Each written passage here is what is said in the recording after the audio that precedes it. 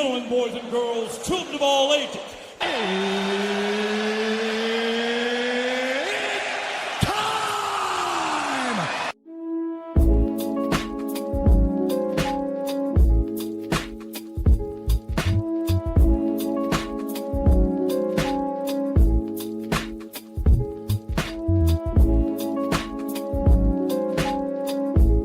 Hello there, everyone. Welcome back to another edition of the My Two Cents podcast, presented by and hosted by G2.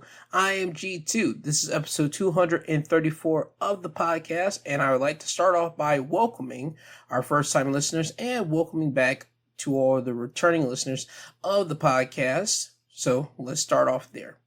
Secondly, I would like to ask every single one of you, how are you guys doing? I'm hoping everyone had a great week. I know it's been a trifling week because of the heat that affected, I say, a plethora of people. If you were in the States over here, we had a big heat wave where you saw people trying to get as much shade as much as they can. People try to get as much water into the system as much as they can because you need to stay hydrated, especially whenever the heat comes and hits you. And just try to keep cold as much as you can. That affected a lot of people this week.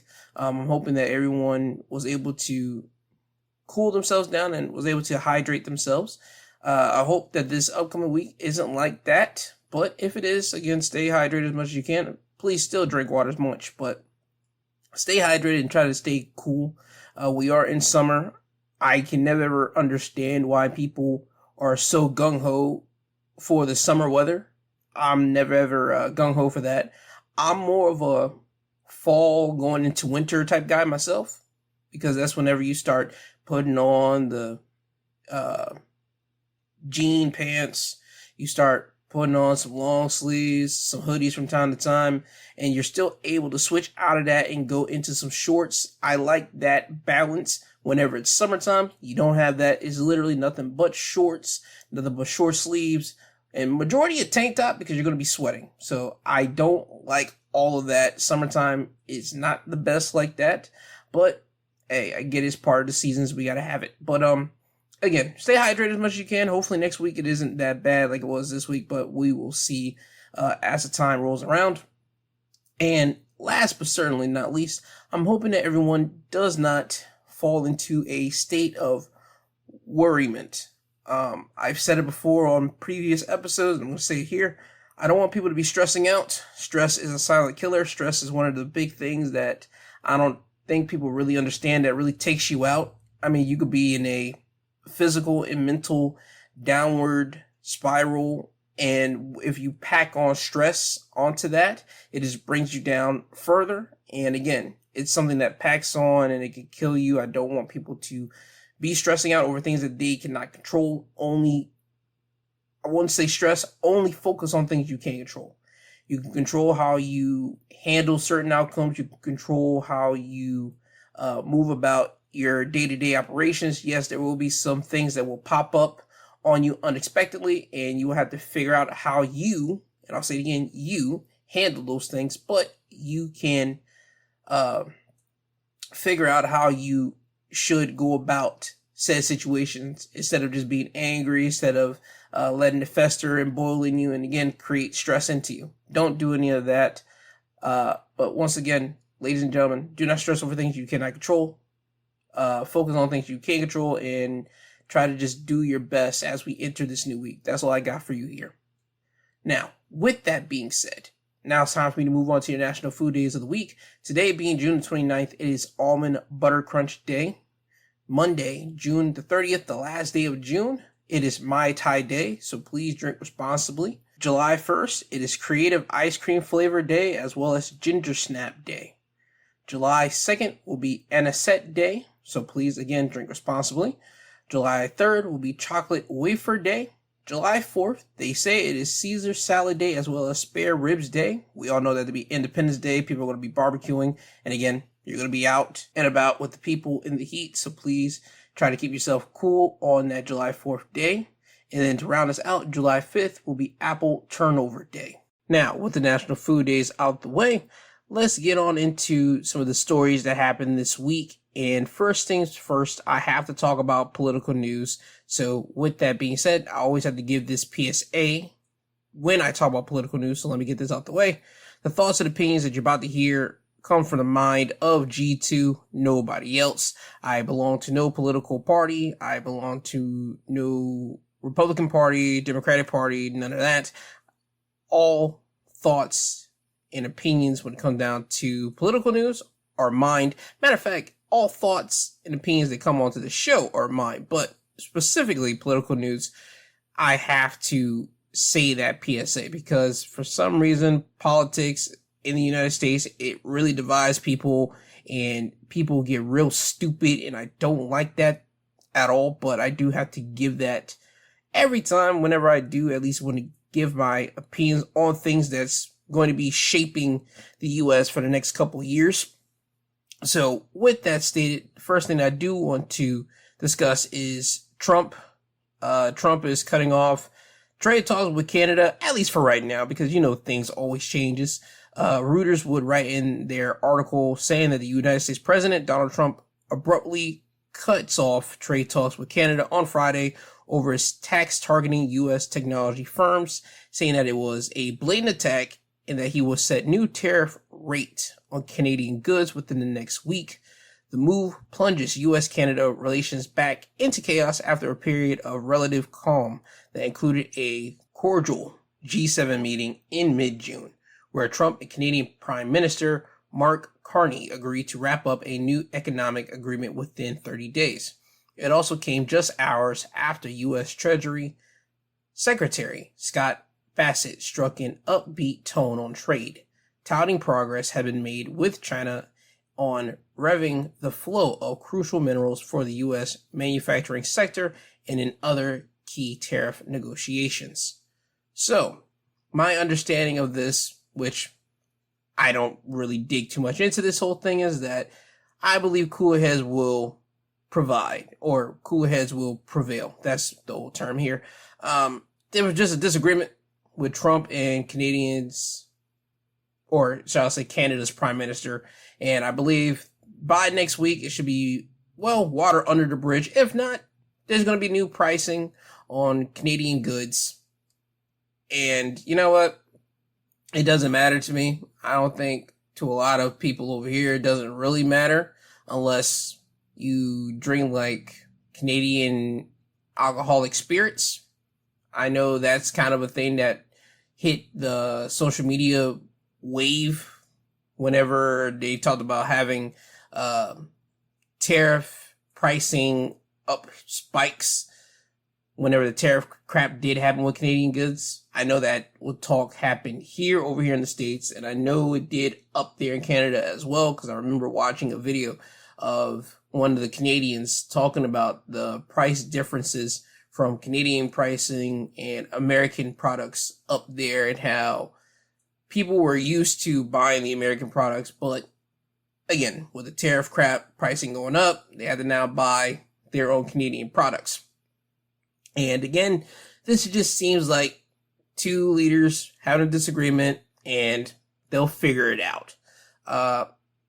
We'll wait and see what happens, but I think to the general public, this is just like one of those things like, all right, people are just having a disagreement. This was just news to just be reported on, but it could cause something bigger down the line, because when Trump did get into, again, this is the second time being in the office, and it's already way different than his first time.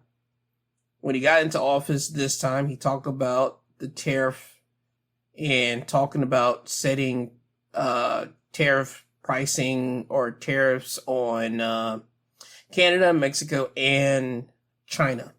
And if I can remember correctly, the reason why he did this was because they didn't want to play ball with something that Trump wanted. So he had to put tariffs on goods or exports from Canada, Mexico, and China.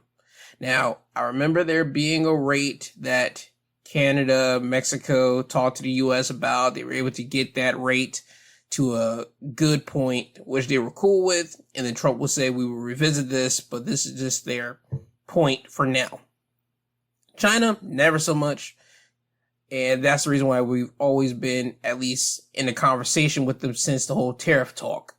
Now with Trump and Canada's Prime Minister having a little tiff right now, again, I think this is where cool heads will prevail. I think there just needs to be someone being a buffer in between the two leaders.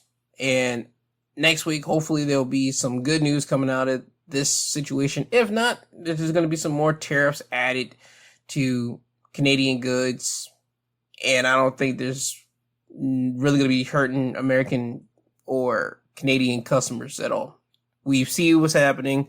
We've seen pricing going up, and that's just the way it's going to be for the next 4 more years that Trump's in office until he's out of here. Well, technically 3 more years because he got to run again in 2028. So, but you get the point. As long as Trump's in office for this run, we'll wait and see how it goes. But that's so far what's going on right now with the tariff talks with Canada and the U.S. right now. Now, moving off of tariff talks, I do want to move over into Supreme Court news talks. Well, more specifically, Supreme Court rulings. Yahoo News would write up a summary about some of the Supreme Court rulings that play into the Trump administration and what they're trying to do. The first one that I do want to discuss as at least the birthright citizen case that was ruled this week. It was decided on June 27, 2025. Though the case centers around President Trump's order to rescind birthright citizenship, the actual question before the court was about how much power courts have to stop laws or orders they believe to be illegal from going into effect. In a 6-3 decision, the High Court places new limits on when a lower courts can issue what are known as universal injunctions, which judges can use to block a policy nationwide, while its legality is being considered by the courts when they are broader than necessary to provide complete relief. Though the highest profile question involved here will have to be decided another day, this decision could have huge implications for future cases on any number of issues. Because of this ruling, one of the most important tools that federal courts have to stand in the way of what they deem to be illegal orders, a tool they have routinely used against both Democratic and Republican presidents, will be significantly less potent. It also sets the stage for Trump to prepare to put his plan to revoke birthright citizenship into motion, which he said he would order his administration to do promptly in response to the ruling. Now, what Trump is trying to do is remove birthright citizenship for basically people that were not born here. What I mean by that, their mother wasn't born in the United States, but they came here illegally, they gave birth, and there you go. You were the child of someone that was illegally came here, but you were born here. He's trying to get that removed. That's what he's trying to do with this administration.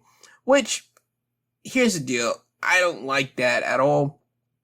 That's crappy to me because if he does that, it is a big, slippery slope. Ideally, okay?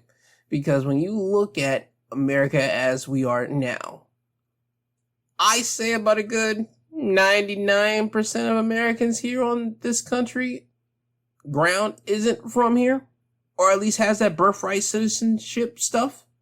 Because again, you gotta remember when you go back to what history has taught the Americans over here.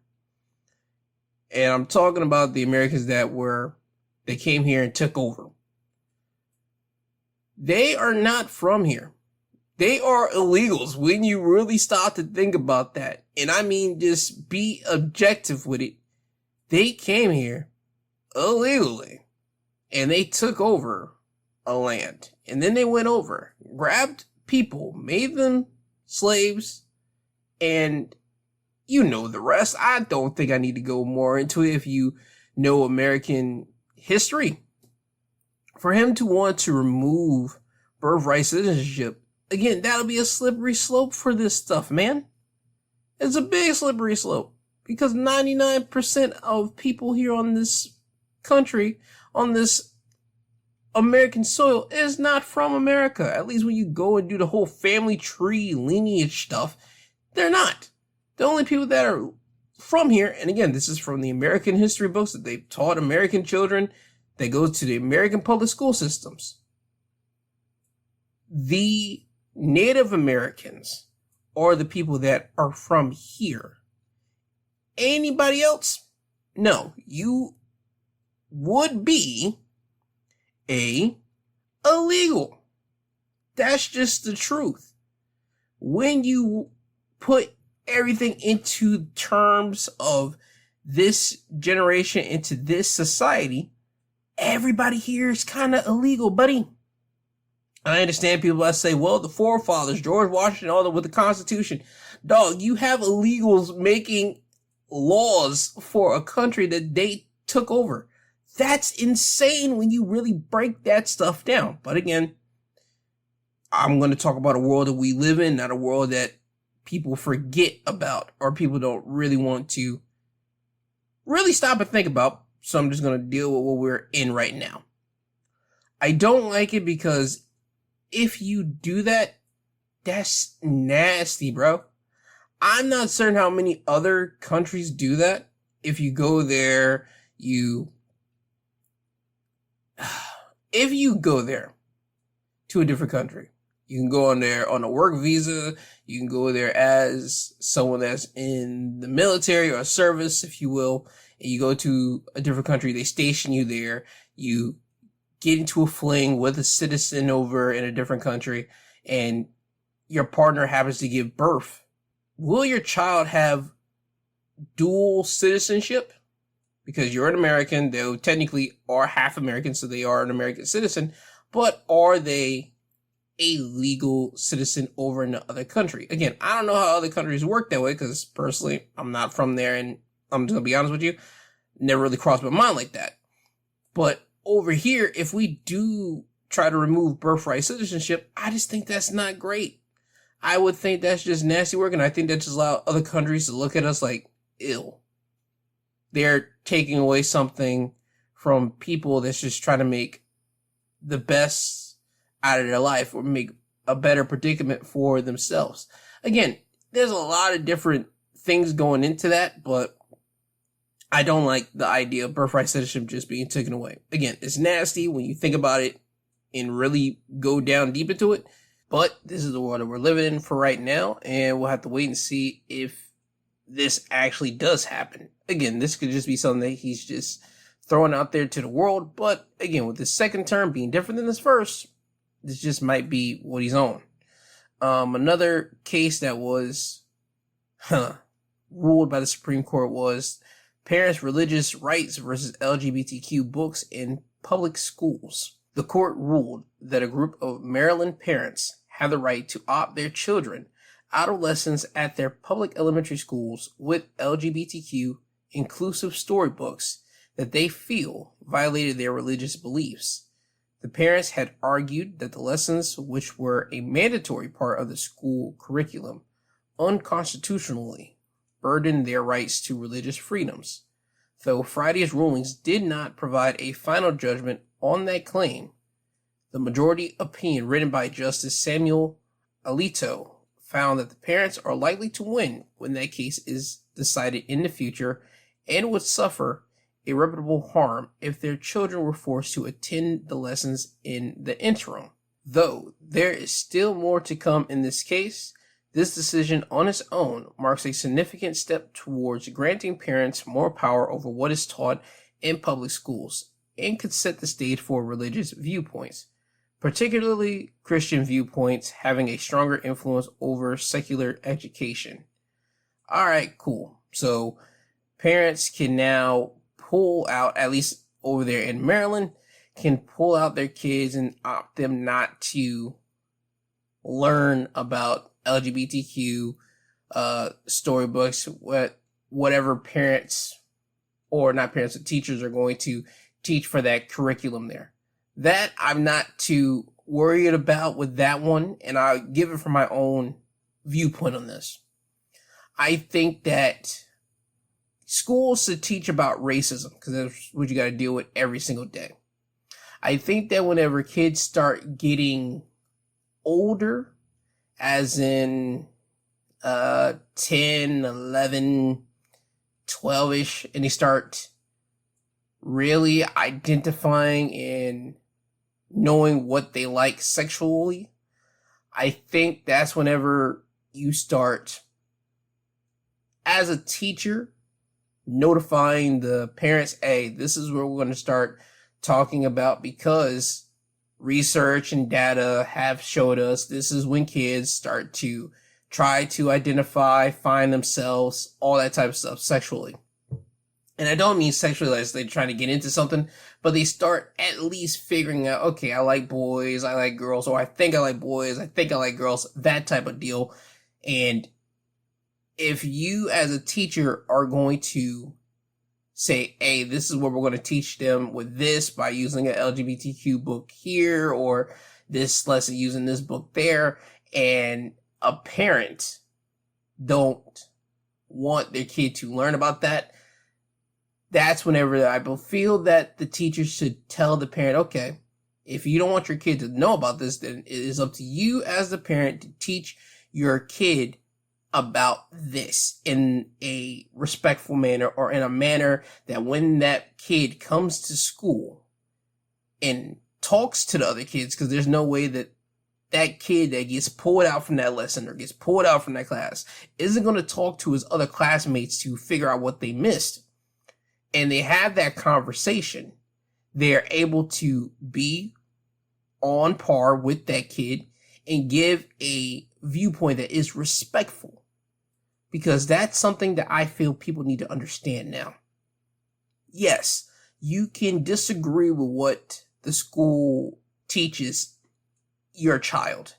Yes, you cannot want your kid to learn about this in a particular way that the teacher might try to set up for your kid to learn it.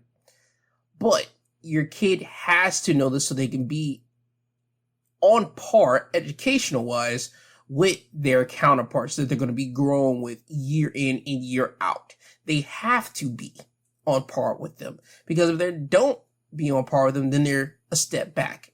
And if they're a step back, then guess what? They're regressing. And then if they're regressing, they'll feel like they're slow. And if you get to feel like you're slow, guess what? It won't take but for so long for the other people around you, if you're a kid, to realize, to start seeing that, okay, he's slow. He's not up on this the way that we're up on it. And again, kids taunt other kids. That's not going nowhere. Bullying still is in effect. Bullying is still in play. People feeling that they are inadequate, or if they feel that they're inadequate to their other counterparts and they start feeling away, that's still in play. You as a parent will have to rectify that and once again teach them in a manner that when they get back to school and talk to their counterparts, will have them set up in a way that they can be respectful, and if they agree with what they're learning about or what they heard, okay, they agreed with it. If they disagree with it, teach them how to disagree with their classmate respectfully from what you're teaching them. Because again, this is where we're at now. If the Supreme Court is saying that the parents, if this case continues to go further, and when it does, the parents more than likely has a chance to win, and that means parents in other school districts in other states are going to be able to do this, is going to set up the kids in a way that they'll be back. They won't be on the learning path of the others, and that's just not good. Because again, no kid wants to feel like they're left behind. No kid wants to feel like that they're dumb, that they're not equipped as their other school classmate counterparts. So again, I get it. You don't want the school teaching LGBTQ stuff to your kid because of religious beliefs that you might have. But again, it's up to you. The teachers will have to tell you, the parent, it's up to you to do this because we're going to continue on with this. And again, you guys have until this date to get it right with your kid, or Teach them about this in a manner to which you would like to. And when they come back, let them know. More than likely, your kid's going to talk to other kids about it, and they're going to bring it up to your door. Just want to let you guys know that, because that's just the way kids work. Because I don't think people should have a false idea of what's going to happen.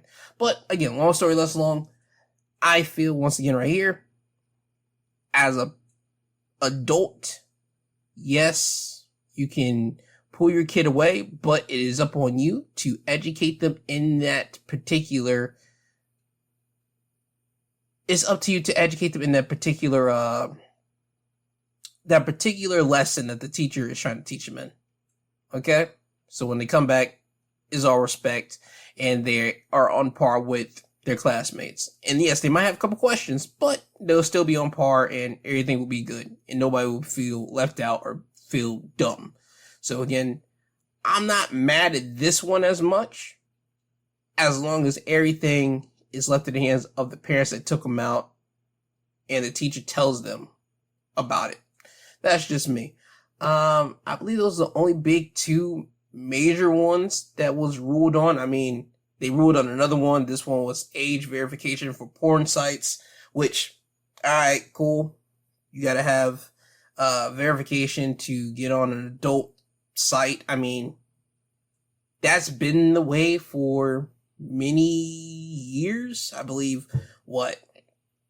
they kind of really enforced it this term, because now you gotta really sign in, create a profile, all that type of crap, saying that you're really above the age, instead of back in the day you could just click a button and say, yeah, I'm over 18, and then you can just go willy-nilly on a adult site. But yeah, I'm not too pressed on this one, because again, the internet is becoming more and more wild with what you see online. So this one I'm not too worried about, but hey, it is what it is.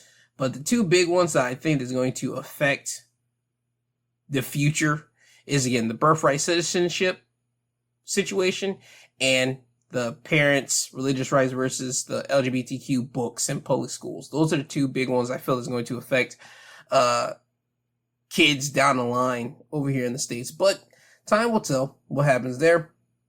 Moving off of Supreme Court news, I want to move over to this right here. And again, I believe this is probably the last thing of political news that I do want to discuss. Newsweek, they would write up an article saying that Trump administration terminates legal status for more than 500,000 immigrants. They would say the Trump administration has announced the termination of temporary protection status, TPS, for Haiti, impacting over 520,000 Haitian nationals residing in the United States. Homeland Security Secretary Kristi Noem stated that the designation will expire on August 3rd, 2025, with the termination taking effect on September 2nd, 2025. This decision reverses an 18-month extension granted under former President Joe Biden's administration, which would have extended protections until February 2026. They say why it matters, as Haitians are thrust into the national conversation surrounding U.S. immigration. Uncertainty looms for thousands of people. Now more than 500,000 people face the threat of being sent back to a country rife with political turmoil and gang violence. The Trump administration's move to terminate TPS for Haitian immigrants is part of a wide effort to roll back Biden-era immigration policies.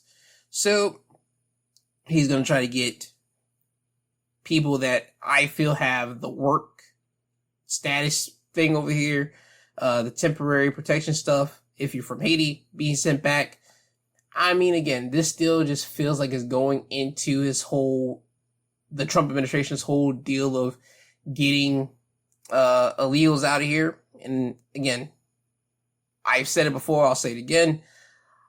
America needs to change its taglines. It needs to change the catchphrases of, hey, this is the land of opportunity, to something else. Because again, a lot of countries look at America as that. America has always prided itself on that exact tagline, on that exact slogan. They more advanced it now to, you can come over here and get it out of the mud.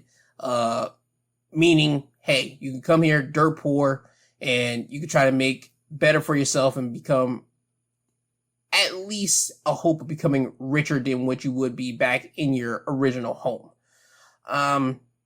Again, I'm not too liking on people being sent back to places, but if they had a temporary protection status, if they're already part of it and they had to speak to someone, because I don't know how this stuff goes, but I feel this is type of an agency thing that you got to go to try to see if you can get your thing extended, try to see how you can work out a play to stay in America, something like that. If you did all that and you couldn't, and they say, hey, you got to go back, hey, it is what it is. But with the Trump administration now pulling back on it after Biden's administration say, hey, yo, you guys are protected until February 2026. Again, this just still falls into play of Trump and his whole group of buddies and the people behind the scenes, because again, there are people behind the scenes really trying to change how America is really viewed by the rest of the world. And again, I don't know what is really going on behind the scenes, but it's just nasty work to me. No more needs to be said with that, but I do hope all the other people that are not being looked at right now, that are not from here, that are quote unquote foreigners, that have some type of either work visa or wherever it is that's protected by the government, looks at this and starts trying to get their ducks in a row, because you guys could be next. Just being honest. So that's all the political news that I do have to get out of the way. Now, moving off of that, I do have some updates on previous news stories that I did cover, again, many episodes ago. First one comes from the Associated Press. They say funeral home owner who stashed nearly 190 decaying bodies sentenced to 20 years in prison.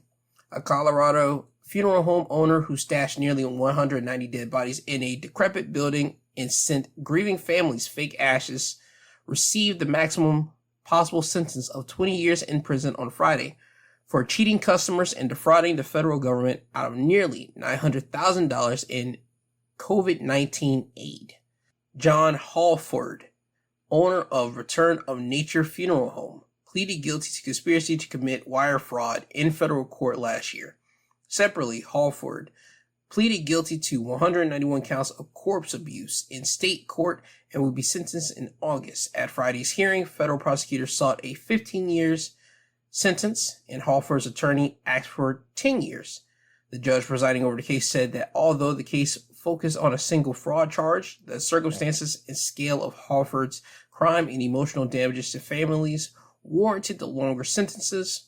This is not an ordinary fraud case, the judge would say. In the court before the sentencing, Halford told the judge that he opened Return to Nature to make a positive impact in people's lives. Then everything got completely out of control, especially me. I am so deeply sorry for my actions. I still hate myself for what I've done. Halford and his wife, Carrie Halford, were accused of storing the bodies between 2019 and 2023 and sending families fake ashes. Investigators describe finding the bodies in 2023 stacked atop of each other throughout a squat, bug-infested building in Penrose, a small town about 2-hour drive south of Denver. Now, I remember talking about this, if not this particular case, I remember talking about something like this because this was something that I couldn't believe, because this was still around COVID era where there was a story about when we were coming out of COVID. I believe this was around 2022. This was after people were already getting done dropping like flies. Because if you remember when COVID happened in 2020, when everybody had to be inside their home, it would always be updated every single day, talking about how many people have passed away this day, this week, this month, the month prior, all of that. And I want to say around 2022, they started looking into funeral homes, talking how they have too many bodies there. And if not the funeral homes, it was the coroners. They had too many bodies at this particular place, and they had to send them to somewhere else, and then that place got too many bodies. Again, I remember covering something like this. And now to see a funeral home being the funeral home owner, pleading guilty to just committing wire fraud. Okay, cool. What about the dead bodies there? What about the bodies that were literally stacked up top of each other? People not getting their family members' ashes, you sending fake ashes? That's crazy. That happened, but the body is a body.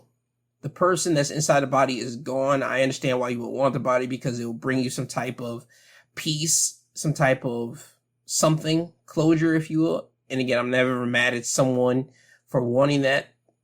But it's just crazy to me how you can send someone fake ashes.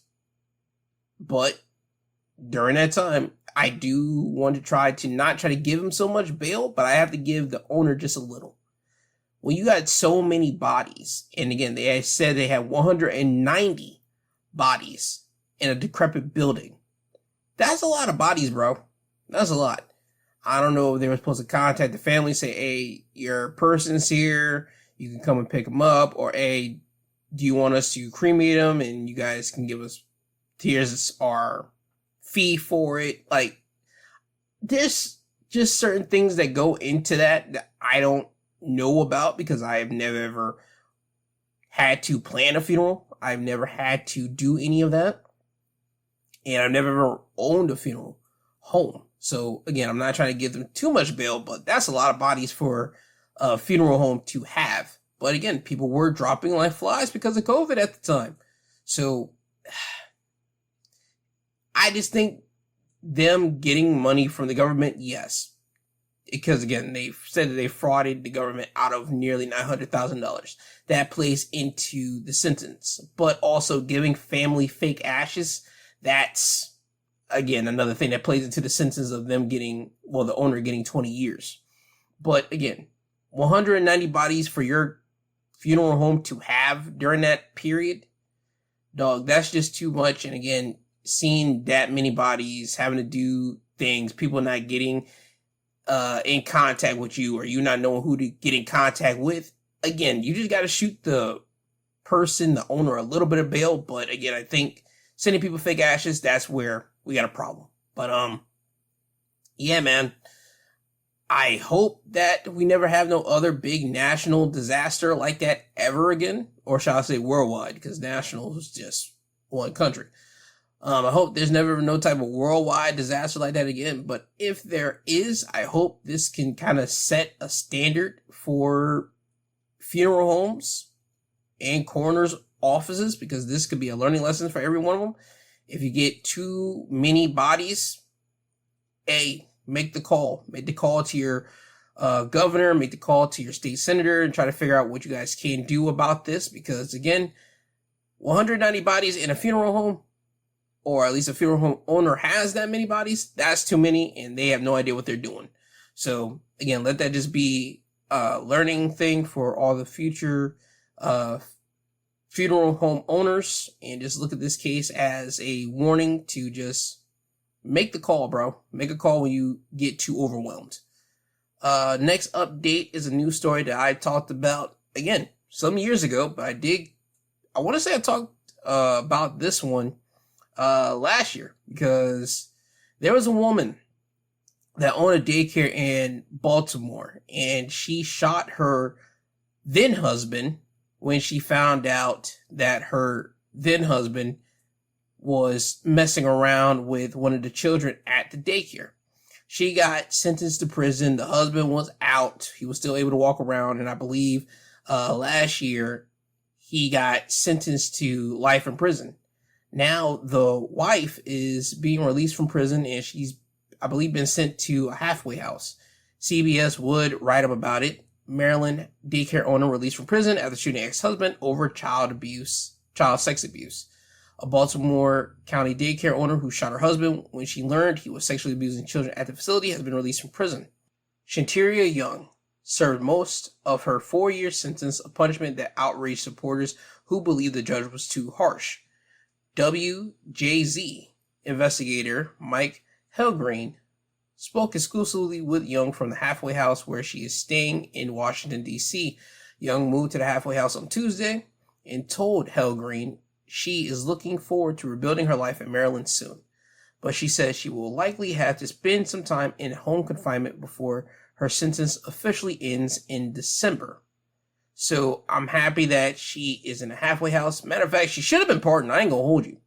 When this situation came about, when they found out that the husband did do the abusing to the children, she should have been pardoned. This is one of the people that should have been pardoned by the president now, because I don't care who you are, whether you are a Republican, a Democrat. Once you hear about someone messing around with children, I think there's no political parties that will be against people looking after someone that was trying to protect children. Hearing about someone that abused a child and then you enact revenge, even if it's on your own spouse, I think both parties should be trying to get this, or whoever it is, out of prison. And I think that Miss Young over here should have been out of prison once they got her husband, her then husband again, because now it's her ex. I think they should have gotten her out of prison. But she's in the halfway house now. Again, hopefully there's still time to get her out of the halfway house, but she'll be out in December. And by the way time is rolling now, that's within a snap of a fingers. So again, I'm happy that she's out of prison. I'm happy that she's in a halfway house. She should be out walking with the rest of the public with no problems, no worry, but it is what it is right now. But I am happy that she's out. I'm happy that she is able to just be herself, and she's away from, again, inside the prison walls. So I'm happy that Miss Young is out of there and her ex-husband is in prison. I am happy for that. But that is an update for that news story there, and I believe that's all the news stories I do have to give updates on. Wait a minute.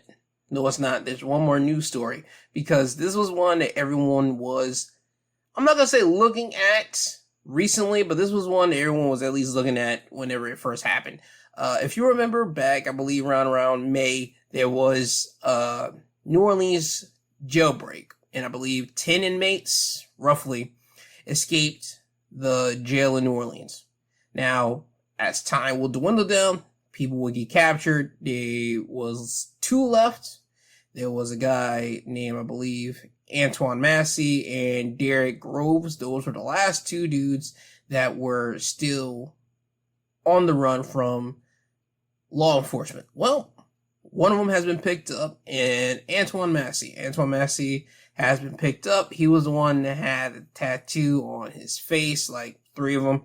And he was the one that actually made a plea to, I want to say, Donald Trump, and a video that, I'm not going to say last week, but a couple weeks ago.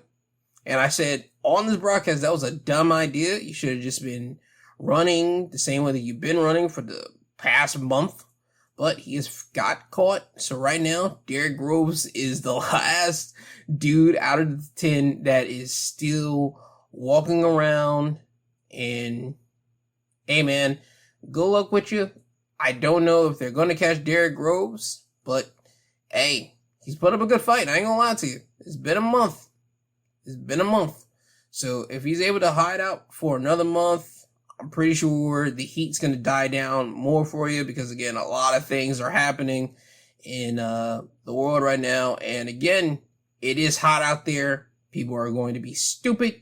People are going to commit stupid crimes because people are going to get agitated because of the heat.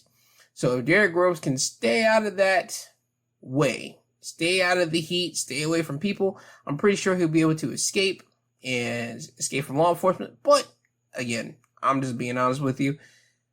If he does, cool. If he doesn't, he gets captured, cool. No skin off my back. But again, you're now down to one more person left out of the 10 New Orleans inmates that escaped in May. So that was the last update that I do have for you guys there. So with that, moving on for that, we still have more court issues, or more court news, if you will. E-News would write up about Sean Diddy Combs' son, Justin Combs, accused of orchestrating a woman's sexual assault.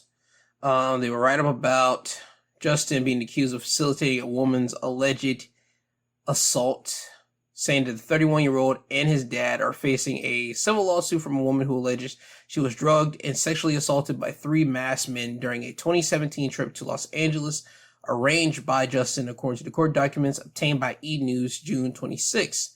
In the complaint, the woman alleged Justin, who she said she met through Snapchat, flew her out from New Orleans under the guise that he would get her a position with remote TV in Atlanta through his and his father's connections.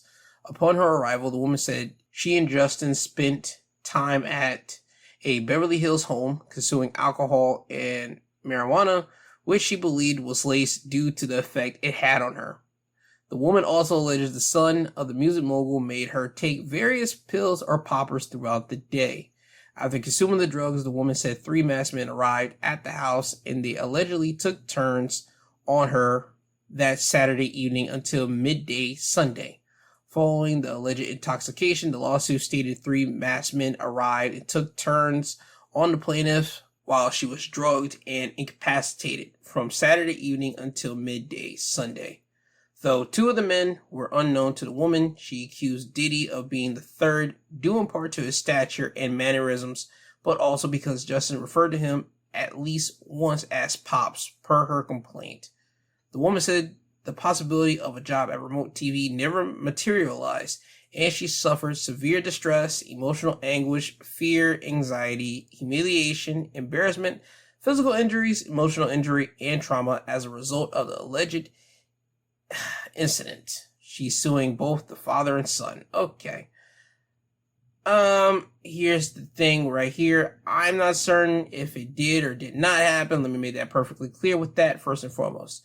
Secondly, you saying that you felt woozy even before you took various pills or poppers, you would think you would feel woozy because you were consuming alcohol and marijuana.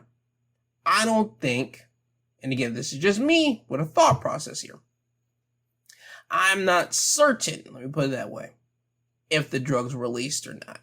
But mixing alcohol and marijuana isn't the right combination. Mixing alcohol, marijuana, pills, and poppers isn't the right combination. So I'm not so on the whole you were laced deal. I'm not doing that. I'm not gonna do that one.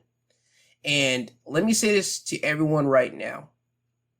You can say no.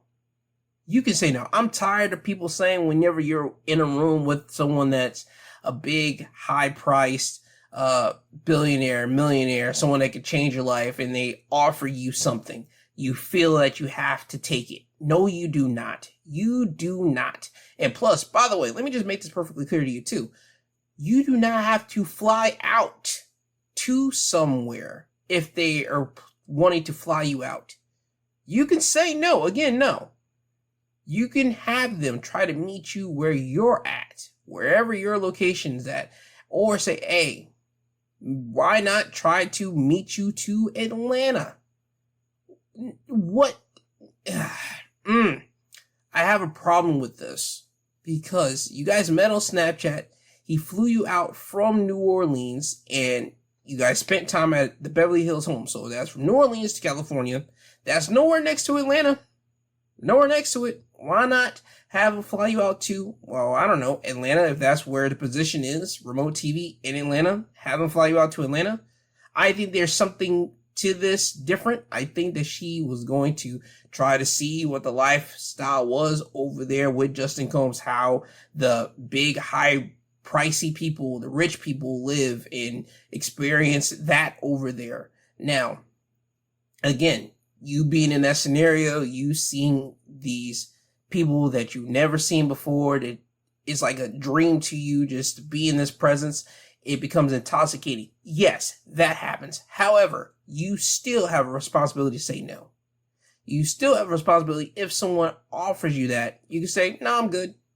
I'm good on that. No, I'm not drinking. No, I'm not doing no drugs. No, I'm not trying to do any of that.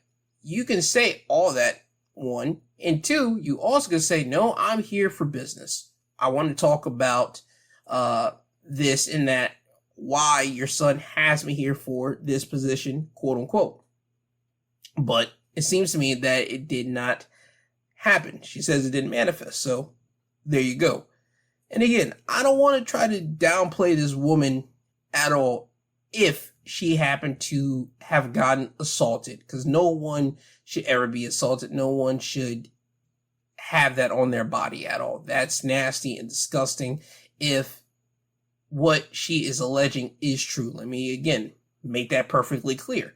If what she is alleging is true, it is nasty, and no woman, no man should ever have to experience that. Because again, not just women get assaulted, men get assaulted too, but again, that doesn't get talked about as much. But again, we're focusing on the woman here.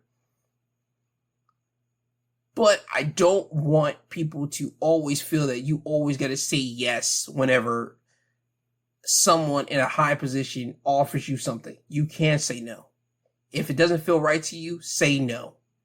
And if you don't know how to control your substances, if you are at that part and you are drinking and you are doing narcotics with these people, again, stop what you're doing to the best of your ability. And also, by the way, women, ladies, I'm just going to be honest with you right now. If you are going to take the chance to get flew out by someone that you have no idea who they are, for the love of God, try to finesse a extra plane ticket for a friend. And I'm not going to say a female friend. Jesus Christ, I'm not doing that.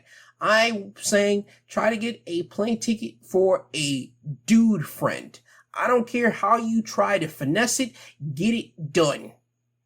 You women know how to finesse dudes that want to fly you out. If the dude wants you that bad, trust me, you know exactly how to finesse them out of another plane ticket and try to disguise it under the guise of a guy. Or you can say, no, this is my gay best friend. You guys know how to do that. I don't have to explain that to you all. Get that done. If you really still want to get flew out by someone, make it happen, because you should not be flying out by yourself to these people. No, that's called just being, and again, I don't want to use this word like this, but I got it. It's stupid. It's dumb. There's too many stories going around of people doing that, and it turns out bad. So for the love of God, get a extra plane ticket for a dude that is going to be with you. And I'm not talking about a frail dude. I'm talking about a dude that's ready to get it cracking if people start coming up to you and you feel uncomfortable. All right? So again, if this lady did have this happen to her, hey man, get the money that you're supposed to get. I hope you do get what you're looking for, because again, this is, I believe, a civil case, and I believe in civil cases, what you only look for, a civil lawsuit. Civil lawsuits or money, which I'm not saying this couldn't turn into something else more, but if you're looking for money, hey, get the money that you're supposed to get if it did happen to you. But if it didn't, it's just nasty work. But all in all, big things to take away from this. Again, you don't have to say yes to take what these people are trying to offer you. That's one. Two, if they position you for a business thing, make sure you talk about business and only business, and make sure the business gets done. And always, again, finesse a plane ticket for a male friend that will get it cracking if he or you feel that it's uncomfortable, you guys are in that position. That's all I will say to you guys there. Because again, people are going to be enticing and want to still get flew out because they want to feel that experience. Finesse them out. Finesse them out of a plane ticket. Because again, you women know how to do it. Do it. All right. And final thought before I move off of Puff in general. I know that his trial just wrapped up. They just gave closing arguments, I believe Friday. Now it's time for the deliberation, meaning it's time for the jury to start deciding whether Sean Combs is guilty, not guilty. I believe that begins on Monday. I don't know if they're going to find him guilty or not. Again, the internet has been interneting. You got people that say that the defense has said that the prosecution hasn't really found anything or presented a real concrete case to say that Sean Combs has been racketeering, doing RICO, all that type of stuff. Only thing that they proved was that Sean Combs liked to do freak-offs, have orgies, all that type of stuff, right? And when you have other people talking about the prosecution, doesn't really have to lean onto the side of proving he did a RICO case. He doesn't really have to prove all that type of stuff. They could just disguise that over the guise of just trying to make Sean Combs look like a horrible human being. Because obviously we all know that we saw the video of Cassie. We heard Cassie on the witness stand. We didn't hear it, but we read statements were from people inside the courtroom, all that type of stuff. And from one Jane Doe after the other Jane Doe, all just to further show how nasty Sean Combs is as a person. Again, there's a lot of things floating around on the internet. The only thing that really matters is the jury. Now, for me, it's a 50-50. He might go down, he might not. I think he will be found guilty on certain things. Do I think he's going to be spending a lot of time in jail? No. I think he's probably going to get more or less a slap on the wrist. And I'll get more into what I personally think about the whole case whenever he gets, well, we all find out his verdict, because I do have some thoughts on it. But I am just waiting to hear what the jury has to say about this. But when that happens, when we get the verdict, guess what? I'll bring it back to you on this podcast, talk about it, and give my legit opinions about this whole trial, at least in my opinion here. Moving off of Puff, there's another case that did happen to wrap up this week. NBC News will talk about the Rust crew settles lawsuit against film producers and Alec Baldwin in the fatal shooting. A settlement has been reached in the civil lawsuit alleging negligence in the fatal shooting of a cinematographer on the set of the Western movie Rust, according to court documents released Friday. The lawsuit was brought by 3 Rust crew members seeking compensation for emotional distress from producers of Rust, including Alec Baldwin as a co-producer and lead actor. The civil suit accused producers of failing to follow industry safety rules. Allegations they denied. Terms of the settlement were not available. Attorneys for Rust producers and the plaintiffs cannot immediately be reached by phone or email. So more than likely, this is all going to be kept on the hush-hush, if anything else. Hey man, I just see people just doing this as a money thing. I mean, I'm not saying they didn't experience some type of emotional distress, because if you saw a crew member get shot, I mean, that will cause you some type of nightmares, at least for a good couple weeks or maybe even months or years from time to time when you think about the situation, because things just pop up in people's heads from time to time too. But do I think that they should have had some type of lawsuit against Alec Baldwin and the producers? No. I think this was just a money thing. But again, we're in the world and people got to get money. So, I mean, it is what it is on that one. But this is going to be all a hush-hush situation. We will never ever know what those Rust crew members got from their civil lawsuit from Alec Baldwin and his other producers. So that's one thing, again, I just want to bring up to you guys as well. As we're nearing the end of today's episode, I do want to give congratulations to Jeff Bezos and his wife. They happened to tie the knot over in Venice, I believe it's Italy. And at first, people would talk about how much the wedding kind of cost, or a ballpark figure of what the wedding would cost Jeff Bezos. People were saying it would be $50 million. I did go to Forbes.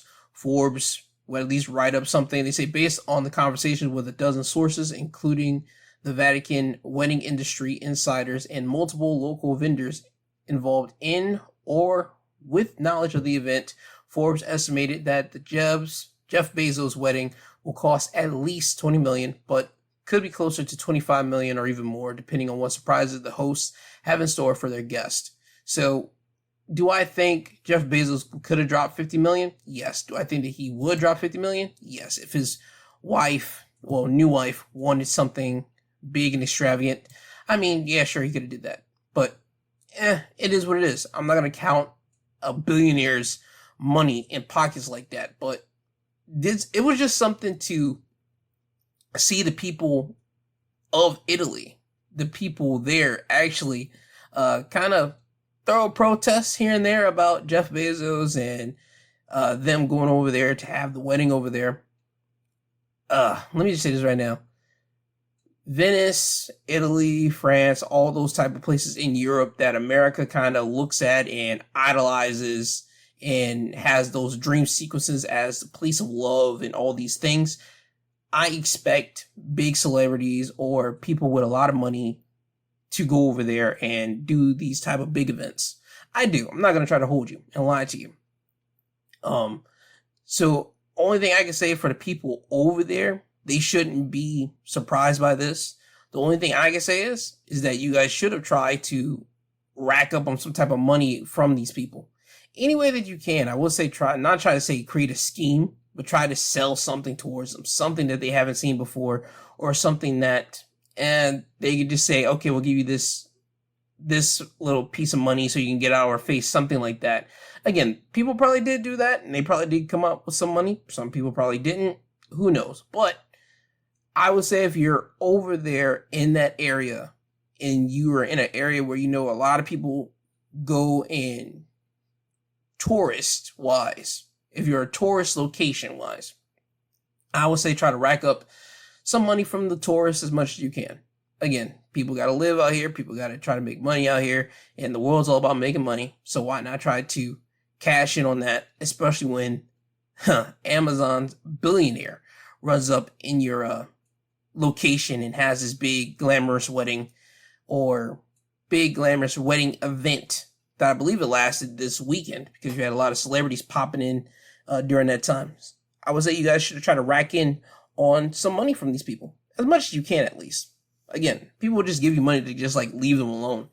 But hey, it is what it is. But again, you just want to move off of that. Congratulations to Jeff Bezos and his new wife. Congratulations. Hope you guys do last for as long as you guys can last. But other than that, it is what it is with that one. I think that's everything that I do want to discuss on today's episode. So with that being said, it is now time for me to get you guys out of here. I would like to first start off by thanking everyone for downloading the episode. I would like to thank all the companies for having the podcast up, whether it be Amazon, Apple, Podbean, Spotify, iHeart, all the other podcasting sites, because without them, I wouldn't be able to get this podcast out to you guys, the downloaders and listeners. So I would like to thank them, but I also like to thank you guys, the downloaders and listeners, people that take the time out of your day to just download an episode of a guy talking about news and give his opinion on it. There's plenty of people that do that, but I appreciate everyone for listening to me and hearing what I have to say about it. I really do appreciate that, whether it be inside your home, inside your headphones, in the gym, in your car. I appreciate everyone just taking the time out of the day for just listening to me. I really do appreciate that. And again, I would like to say thank you to everyone. Now, with that being said, always remember, I love you, I love you, I love you. I love you, I love you, I love you. that is not a gimmick. I truly do love every single one of you guys. I want everyone to have a great day, a great week. You'll hear from me again on my Wednesday episode, the midweek breakdown episode. If you are a wrestling fan, you'll hear from me on Thursday and Saturday, where I talk about professional wrestling. Both episodes are different from one another, as well as today I did drop another wrestling episode as well, which I talk about WWE's Night of Champions event that happened yesterday at Saudi Arabia. If you didn't see it, it's available to you now on Peacock, but if you did not see it on Peacock, you can come and turn on the episode after this and hear me talk about it and give my review of said show. But yeah, for wrestling fans, you'll hear from me usually on Thursday and Saturdays, and then Sundays I'll come back to you guys once again, bringing about the news topics, the big news topics that happen in that week, and talk about it, give my opinions on my Sunday episodes. So that's what to look forward in this upcoming week. I believe that's everything. I want everyone to have a great day, a great rest of your week. Be blessed. Don't be a dick. For the love of God, don't be a dick to anybody. Try to be on your very best behavior. Try to be cordial to everyone that you do come in contact with, because you have no idea what they are dealing with. And if just by chance, if they happen to come in contact with you and you're cordial with them, you have no idea what you can do for them for that day. You really don't. And also for the people that are down and out, I always have this in my episode description, the National Suicide Hotline number. Again, I don't know what people are going through. The world is harsh. The world is mean. And the world is malicious. but I don't want you to take yourself out of this world, because there's always something at the corner that can lead you down a path of just goodness, if you will. You know what I mean? So again, call up the National Suicide Hotline number that's in my episode description. If you're in the US, I don't have the number internationally, but if you're in the US, the number's in the episode description for you there. And I just want everyone to take care of themselves physically and mentally, please. Now, with that said, this has been the My 2 Cents podcast, presented by G2 and hosted by G2. He is I and I am him. This isn't goodbye. This is until you hear from the sweet sounding voice again. And once again, I love every single one of you guys. Be blessed and take care of yourself, okay? Now, with that stated, Kanye, can you please take these people home? I'm tired, you tired, Jesus wept.